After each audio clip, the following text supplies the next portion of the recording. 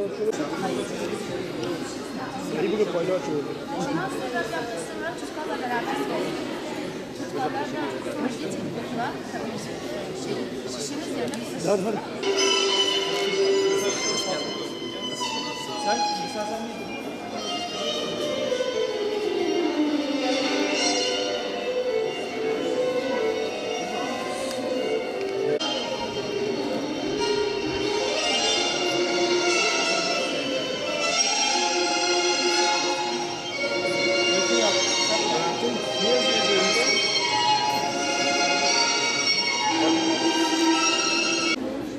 Bedrettin Kem İmam Hatip Ortaokulu olarak sergimize hoş geldiniz bu arada.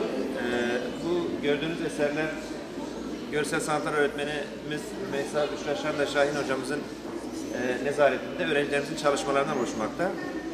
Ben kendilerine ve öğrencilerine emeklerinden dolayı teşekkür ediyorum. Katılımınızdan dolayı da ayaklarına sağlık diliyorum.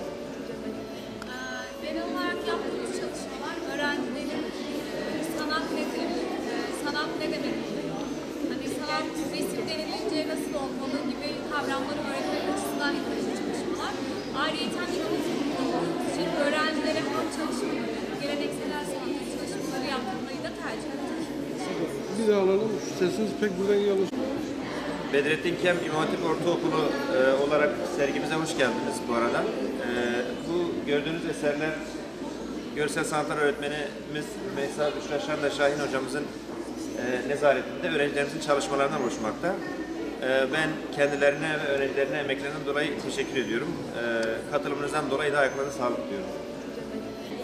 Genel olarak sergideki amacımız öğrencilerin sanat nedir diye sorulduğunda kafalarında bir şeyler oluşması.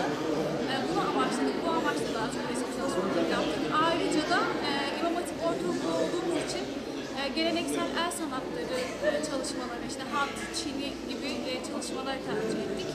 Çok güzel çalışmalar çıkardı öğrencilerimiz. Emeklerine sağlık.